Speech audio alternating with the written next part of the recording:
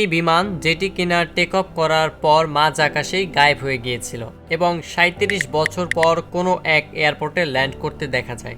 আজকে আমরা কথা বলবো আমেরিকান একটি বিমান যেটির নাম ফ্লাইট 914। ১৯৫৫ সালের ২ জুলাই ডাভাকাস ডিসি পেন আমেরিকান ফ্লাইট 914 উড়াল দেয় নিউ ইয়র্ক থেকে মায়ামির উদ্দেশ্যে। প্লেনটিতে ছিল ৫৭ জন যাত্রী এবং ৪ জন ক্রু মেম্বার। বিমানটি উড়ছিল, সবকিছু ছিল স্বাভাবিক, আকাশ পুরোপুরি পরিষ্কার, কিন্তু মাঝ আকাশে হঠাৎ করে বিমানটি রাডার থেকে অদৃশ্য হয়ে গেল। না কোনো এসওএস সিগন্যাল, না কোনো বিস্ফোরণ, না কোনো ধ্বংসাবশেষ। বিমানটি উড়তে উড়তে মাঝ আকাশেই হারিয়ে গেল। এরপর বিমানটি খোঁজার জন্য বেরিয়ে পড়ল বহু সেনা সদস্য।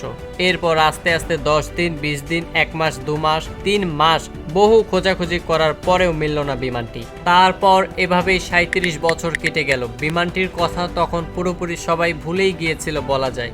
১৯৯২ সালে কারাকাস এয়ারপোর্ট কন্ট্রোল টাওয়ারে হঠাৎ এক অদ্ভুত সিগন্যাল ধরা পড়ে। রাডারে একটি পুরনো প্রপেলার বিমান দেখতে পাওয়া যায়, যেটির কোনো আনুষ্ঠানিক তথ্য ছিল না কন্ট্রোলারদের কাছে। কন্ট্রোলাররা অবাক হয়ে যায়। কিছু সময় ইনভেস্টিগেশন করার পর জানা যায় এটি কোনো আধুনিক বিমান নয়, এটি একটি ১৯৫০ দশকের একটি ডাভাকাস DC-4 বিমান। তারা ভাবতে থাকে এই মডেলের বিমান তো বহু আগেই অবসর নিয়েছে। কন্ট্রোলাররা প্লেনটির সাথে যোগাযোগ করার চেষ্টা করে।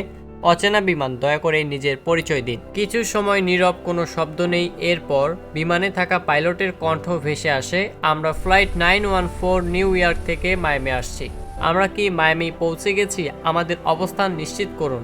এই কথা শুনে কন্ট্রোলাররা ভয়ে ভয়ে উত্তর দেয়, এটি মায়ামিয়া না, এটি ভেনেজুয়েলার কারাকাস এয়ারপোর্ট।